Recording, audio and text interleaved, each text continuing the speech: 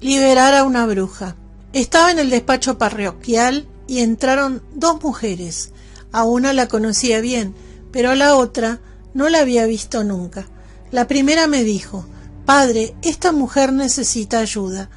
Me dirigí a la recién llegada y le pregunté qué podía hacer por ella.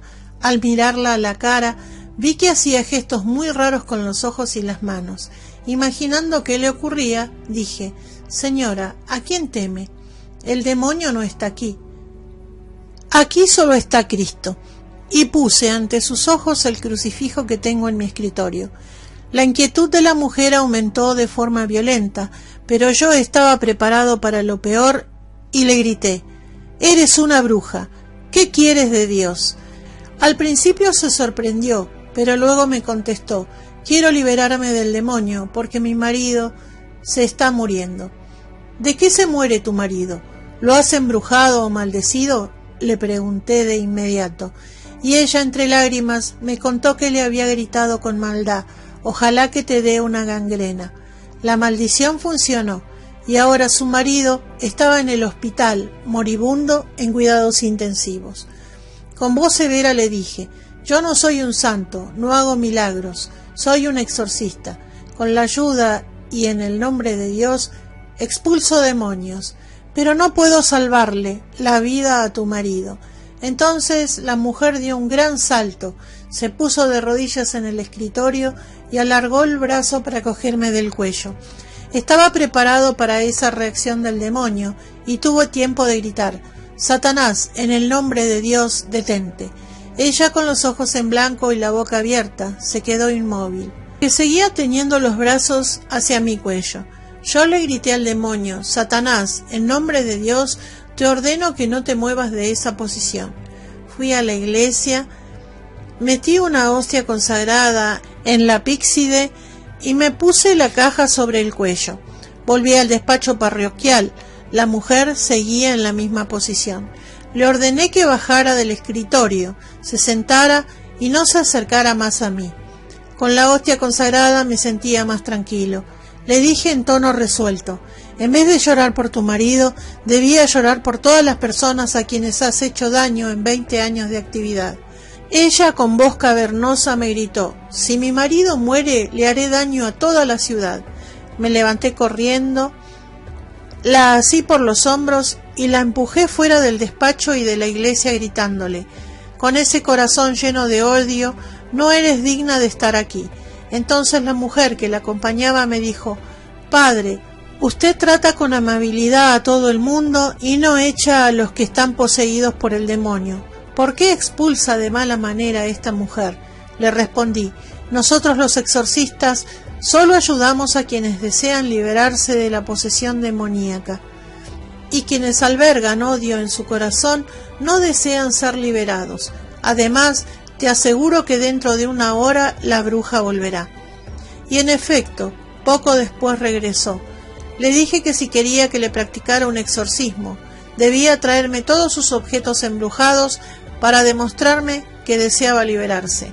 A las 3 de la tarde, cuando abrí de nuevo la iglesia, las dos mujeres me estaban esperando. Traían 2 bolsas de plástico llenas hasta los bordes. Lo que salió de esas bolsas era escalofriante: incensarios, velas rojas y negras, clavos, alfileres, limones, fotos con el retrato de una persona marcado para recortarlo y un montón de hechizos ya preparados.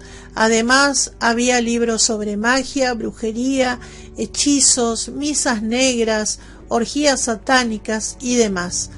Lo rocié todo con agua bendita e invoqué a Dios para que anulara los maleficios y encerré todo aquello en un armario para que nadie lo viera. Luego le dije a la bruja que volviera más tarde, cuando la iglesia ya estuviese cerrada, con 4 hombres. Llegaron puntuales. Comprendí que no era necesario consultar a un psiquiatra, ya que la presencia demoníaca estaba muy clara. Me puse las prendas talales y empecé el exorcismo. Le ordené al demonio que no hiciera daño a ninguno de los presentes, que no se acercase a nadie y se mantuviera a una distancia mínima de medio metro. Después comencé el rito. De vez en cuando la bruja se ponía de pie, chillaba, blasfemaba. Yo fingía no oírla. Ella alargaba sus manos ante sí, pero sin tocar a nadie. Y el demonio acabó gritando: ¿qué habéis puesto aquí adelante? No puedo pasar. El demonio interrumpía a menudo la oración. Decía que ellos eran 13, mientras que yo estaba solo y que nunca lograría expulsarlos. Lo mandaba a callar en el nombre de Dios y él enfurecía. Una de las veces me gritó: ¿qué has puesto entre nosotros? ¿Una pared de cristal? Al final me dijo: ella no quiere que la liberes, siquiera te lo habría dado todo, pero en el armario de su habitación guarda 2 bolsas con hechizos listos para ser utilizados. En el instante la mujer dijo que estaba muy cansada, que no podía más. Aproveché para finalizar el exorcismo diciéndole: yo no lucho con demonios cansados. Seguiremos mañana, con una condición. Por la mañana tráeme las 2 bolsas de hechizos que, según el demonio, ocultas en el armario. Te espero mañana a las 7. Al día siguiente, a las 7 en punto, estaba delante de la puerta con 2 bolsas. Me dijo llorando: mi marido se está muriendo. Le han puesto respiración asistida. Yo repuse: ve al hospital a ver a tu marido. Dios velará por él. Regresa esta noche a las 8 con los hombres que te acompañaron ayer. A las 7 ya estaban todos en la iglesia. Cerré las puertas, me puse las prendas talares y me preparé para combatir. La bruja no cesaba de repetirme que me diera prisa, porque los médicos solo le habían dado 1 hora de vida al marido. Recé pocas oraciones y enseguida retomé el exorcismo imperativo. En determinado momento la mujer empezó a chillar y a vomitar. De su boca salió un grumo de tierra marrón mezclado con saliva. Mientras lo rociaba con agua bendita, empecé a contar: este es el primer demonio. Seguí rezando y dando órdenes uno tras otro. Salieron 12 demonios más. Una voz cavernosa me gritó: soy Satanás y no podrás expulsarme. Miré el reloj y eran las 12:10 de la noche. Dije: es el día de la Inmaculada Concepción. Satanás, en el nombre de María Santísima Inmaculada, te ordeno que salgas de esta mujer y que vayas donde Dios te ha ordenado ir. Repetí esta orden 10 veces, hasta que la voz ronca del demonio sonó de nuevo: ya basta, no quiero volver a oír ese nombre. Respondí: demonio, repetiré este nombre toda la noche. Si no quieres oír el nombre de María Santísima Inmaculada, Madre de Jesús, sal de esta mujer y vete. Entonces la bruja vomitó de nuevo, lanzó un grito y cayó al suelo desmayada. Por fin se había liberado de todos los demonios. Mientras ella dormía, nos dedicamos a limpiar. Puse agua bendita y mucho alcohol en el cubo. Prendí una hoja de papel y la eché sobre los restos de vómito de los 13 diablos. Cuando ya estaba todo limpio, le ordené a la bruja en el nombre de Dios que se levantara. Lo hizo muy despacio, como si el demonio lo hubiera destrozado. Le dije que la esperaba en la iglesia por la mañana. Tenía que confesarse y comulgar. Así lo hizo. Días después, mientras estaba en una casa donde debía rezar una plegaria de liberación, sonó el teléfono. La dueña de la casa descolgó y luego vino corriendo a decirme: esa señora, la bruja, me ha pedido que le diga que su marido está bien. El día de la Inmaculada, los médicos se asombraron. Creían que iban a encontrar al paciente muerto, y en cambio lo encontraron muy restablecido. Incluso tenía hambre. Lo llevaron a una habitación normal. Mejoraba a ojos vista y comía con regularidad. Antes de Navidad volvió a casa ya curado. El día de Navidad, marido y mujer estaban en la iglesia. Después vinieron al despacho parroquial a darme las gracias. Se confesaron y tomaron la comunión. Un pacto en una tumba. Un día me llama una esposa en apuros. Voy a su casa con el cura que me había ayudado en otras ocasiones. Durante los 2 días anteriores a mi visita, yo había llamado varias veces, según me cuenta la mujer. Su marido siempre sabía que era yo quien llamaba, incluso antes de que ella descolgara, y solía dedicarme una sarta de injurias. El caso es que voy a su casa, empezamos el exorcismo a las 6 de la tarde y lo prolongamos hasta la liberación. Al ser 2, leemos juntos el ritual y en algunos momentos nos turnamos. Le creamos más dificultades al demonio cuando rezamos juntos. Los familiares nos invitan a cenar, pero rehusamos para que el ayuno contribuya a la liberación. Los padres y la mujer rezan en otra habitación. No queremos que presencien escenas dolorosas. Durante las letanías, el marido cae en una especie de trance. Reacciona visiblemente ante la evocación a Santiago, un tan Santiago que fue empleado en el bar donde trabaja nuestro paciente. Le encargó a un brujo un maleficio contra el exorcizado con el fin de quitarle el puesto. Mucho después de la liberación, le contamos todo esto al paciente, tal como nos había relatado el diablo. El hombre dijo que una noche había percibido con claridad el instante en que el demonio había entrado dentro de él. Intentó luchar, pero era demasiado tarde, según contó el demonio durante el exorcismo. Hicieron un pacto escrito y lo guardaron en una tumba. Tras una dura lucha en la que debilitamos al diablo con la ayuda de sacramentales, agua, sal bendecidas, reliquias y medallas, nos responde con precisión diciéndonos el pueblo, el cementerio y el sarcófago donde habían ocultado el papel. Al día siguiente la mujer fue al lugar indicado. Frente a la entrada, en un sarcófago vacío, encontró entre varios papeles 2 hojas de cuaderno sin ninguna escritura visible y las quemó. Tomo en mis manos el ritual para seguir el exorcismo, busco el punto donde me había quedado y el poseído me dedica una sonrisa burlona, además de proferir injurias. De vez en cuando vomita y nos escupe, pero estamos bien protegidos y nunca nos da. Ahora el demonio es muy débil, el hombre reza con nosotros y en determinado momento dice que quiere confesarse. Lo confieso sin problemas.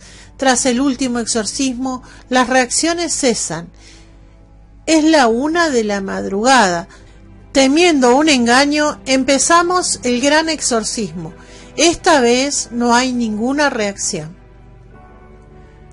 Culto a Satanás. Una pareja con 5 hijos, 2 varones y 3 chicas, en varias ocasiones han rendido culto a Satanás. Instigados por el novio de una de las hijas, miembro de una secta llamada Gato Negro.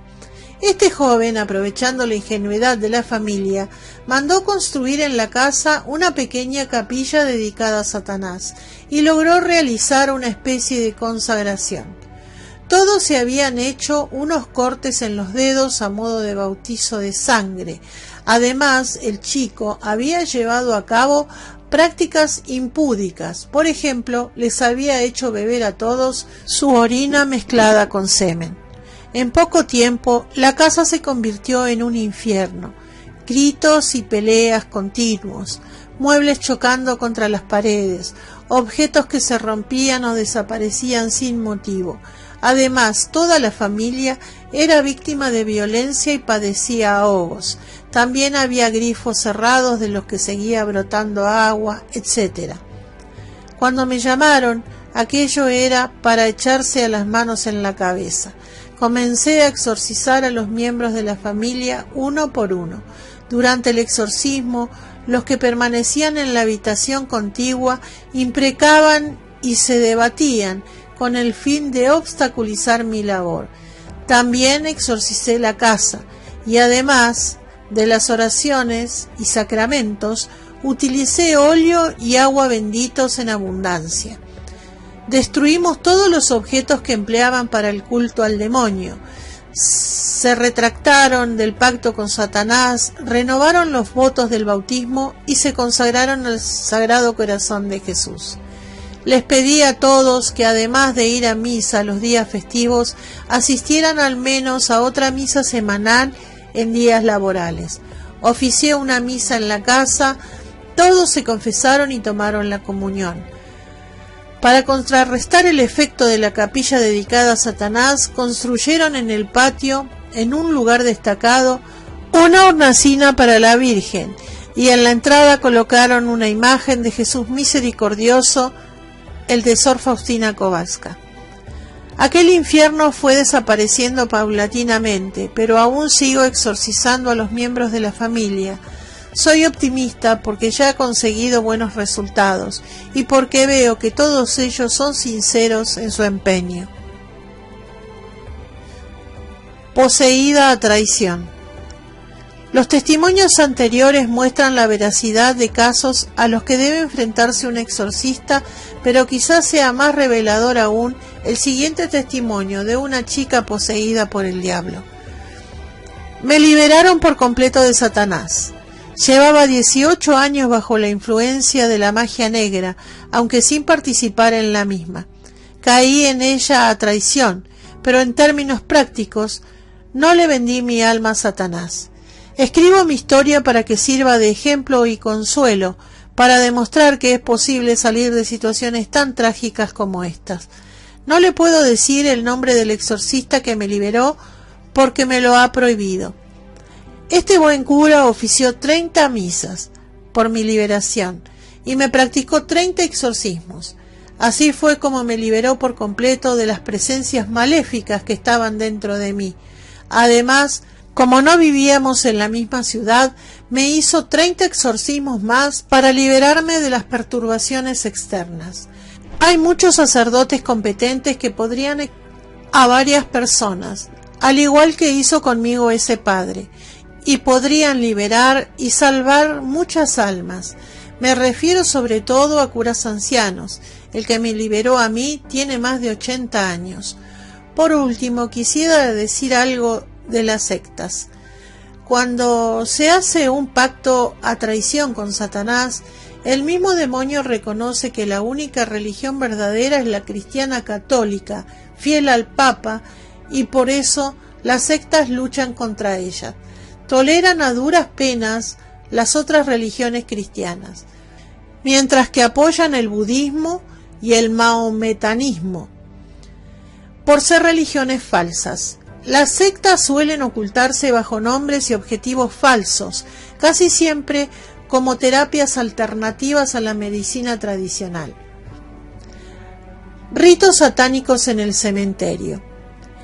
El interesado es un joven de 20 años.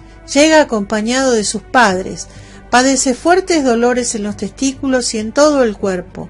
Chilla como un obseso. Ha salido momentáneamente del hospital donde está ingresado para asistir a una plegaria de liberación.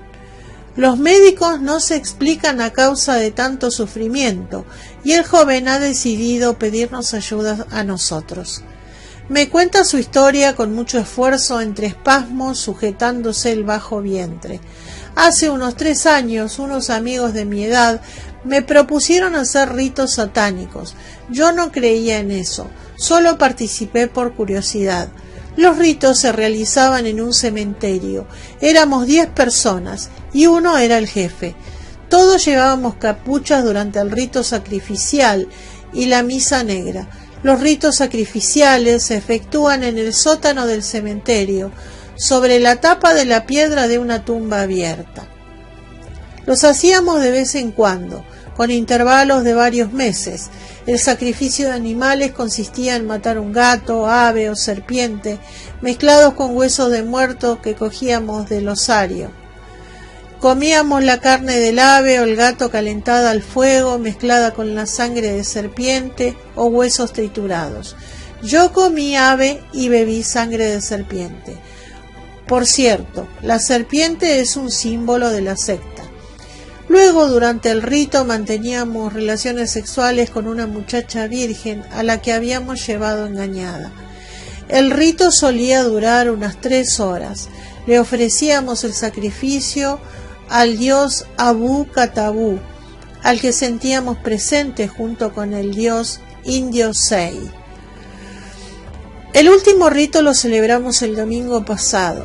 Fui solo, ningún amigo vino a recogerme. Sentía que me llamaban, pero ahora veo que soy víctima designada y tengo miedo. Le pregunto, ¿cómo te las arreglaste para entrar al sótano, abrir el osario y cumplir los ritos sin que los vigilantes del cementerio se dieran cuenta? Me dice que anteriormente ya había robado las llaves, que conocía bien el lugar, sabía abrir y cerrar la reja del pasillo del sótano y que después del rito nocturno volvió a dejarlo todo en su sitio. También le pregunto cómo lograban embaucar y desvirgar a las chicas. Me dice que el pretexto más común es proponerles que vayan a rezar a la iglesia o al cementerio junto a la tumba de un conocido. Suelen llevar a una o a 2 cada vez. Las obligan a asistir al rito y luego se unen a ellas. Les pagan con dinero, les imponen silencio. Según el joven, las chicas suelen respetar el trato. Algunas incluso vuelven, pero los chicos siempre quieren muchachas vírgenes para los ritos y solo se sirven de las otras si no encuentran las vírgenes. Le pregunto cómo se llama la secta, cómo se entra en la misma y si existe algún pacto entre ellos. Me responde, se llama Serpiente Negra y adoran al dios Abu-Katabú. También me dice que una vez que se entra es difícil salir. A 2 chicos que salieron, el resto los maldijo durante un rito. Al cabo de 2 días, uno de aquellos chicos murió en un accidente de moto y el otro se fracturó el cráneo. El jefe de la secta tiene 24 años. Me interesa saber cómo celebran las misas negras. Me dicen que utilizan hostias robadas. Él mismo robó varias en la iglesia donde lo conocían. Había sido monaguillo, sabía dónde estaban las llaves y cogía las hostias directamente del sagrario. Últimamente la cosa se había puesto más difícil, de modo que hacía cola para tomar la comunión y luego metía la hostia en el bolsillo. La misa negra la celebra un ex monje, quien se viste de rojo para la ocasión. Escupen sobre las hostias y después las queman. También emplean huesos de muerto y profieren maldiciones contra sus enemigos. Él las profirió contra sus familiares y, según dicen, las maldiciones siempre surten efecto. Tras este diálogo preliminar empiezo con el exorcismo. Al escuchar las letanías de los santos, el chico se pone hecho una furia, patalea, grita y es un peligro. Invoca a Abu-Katabú. Noto presencias demoníacas y echo agua bendita. El joven grita e invoca a sus dioses, Abu-Katabú, Sei y otros. Grita por el dolor en los testículos, arremete contra su abuela y su madre. Esta última está presente y le dice a su hijo que su abuela y su tía siempre lo han querido. Él responde que necesita el amor de su madre, no el de su abuela ni el de su tía, y que por eso los ha maldecido a todos. Advierto que un fuerte componente psicológico impulsa al chico a reaccionar ante las carencias de afecto. Tras sus maldiciones, la abuela la operaron de un cáncer de mama, a la madre de apendicitis y al padre sufrió una fuerte descarga eléctrica que hubiese podido ser mortal. El joven atribuye estas desgracias a sus maldiciones. En determinado momento pierde la vista, luego habla en varios idiomas y me hace cuernos con la mano. Vomita y así es como empieza a liberarse, se siente más ligero, llora, pide ayuda, se santigua. Uno de mis ayudantes, amigo del vigilante del cementerio, va al lugar de los hechos y saca unas fotos. Los detalles que ha narrado el joven son ciertos. Llegamos al segundo exorcismo. Gritos desgarradores, fortísimos, dolores en el bajo vientre. El chico invoca a sus dioses y se siente rodeado de llamas que lo queman. Chilla a más no poder. Pide que le echemos agua en el pecho y los hombros, pero el agua bendita aumenta el dolor. Luego empieza a desembuchar. tiene muchos remordimientos. Sigo observando un fuerte componente psicológico en su tormento. Dice que el puntapié debajo del vientre se lo dio su chica durante la violación. Ahora, después del rito satánico, ella está ingresada en el hospital en estado de coma. El joven vomita de nuevo. Le doy agua bendita para que siga vomitando. Se calma, recobra el sentido, pide que lo salvemos. Quiere ver a su padre, su madre, su abuela, su hermano. La escena es conmovedora. Le pide perdón a todos, los abraza llorando, me abraza a mí también, invoca el nombre del Señor, reza con nosotros. Sigue temiendo que lo maten. Se cree una víctima designada y necesita protección, cuidados especiales.